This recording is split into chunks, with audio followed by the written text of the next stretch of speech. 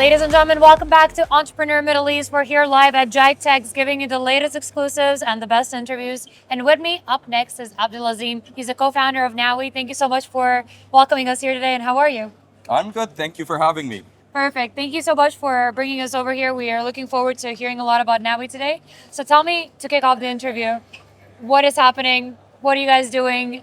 Just long story short, your pitch basically. So Nawy is a prop tech based out of Egypt. We are the largest prop tech in Africa. We do everything from listings of properties, so something similar to Zillow or Property Finder and Bayut here in the UAE. Okay. We also have the largest brokerage in Egypt, one of the largest mortgage companies, and we do fractional ownership for investment through Nawy shares. And finally, we have Nawy Unlocked, which does property finishings and property management. Amazing. So I suppose the people of Egypt love you guys very much. You make their life easier. I would hope so. Amazing, amazing. Tell me a little bit about your participation here at GITEX. I know it's total madness, but I suppose it's something that's extremely helpful and needed. So in March of this year, we acquired a company in Dubai called Smart Crowd, and that is our entry into the UAE market. We're planning on launching more of our products into 2026.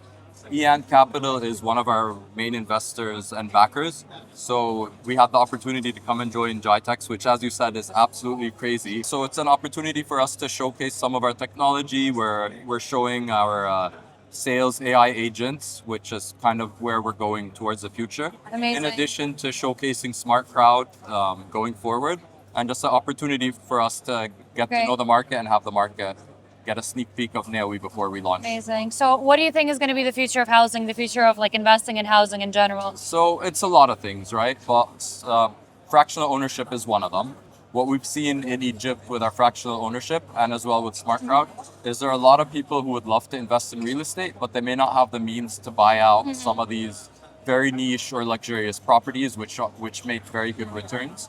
The fractional ownership allows people to invest small amounts of money. So I think Smart Crowd, people can invest around 500 dirhams, which is around $125, and own a piece of the property. And what Smart Crowd or Nawy does here is you either hold it and you get rental returns on a monthly basis, and then at one point that property gets sold and you get the appreciation as well. So it's a very good opportunity to make some money with small amounts. For sure. No, it's a great idea. And I believe that, some of us that are not necessarily so educated in investing in stocks and bonds and things like that, when it comes to housing and real estate, it's something a bit more stable, right, in our head, and it's something that we know a bit more of. Exactly. So it's great. And that was the idea, right? Yeah. Everyone understands real estate. Yeah, right? exactly. Like you live in a house. Yeah. We always say as Egyptians, we love real estate. We built pyramids 7,000 years ago.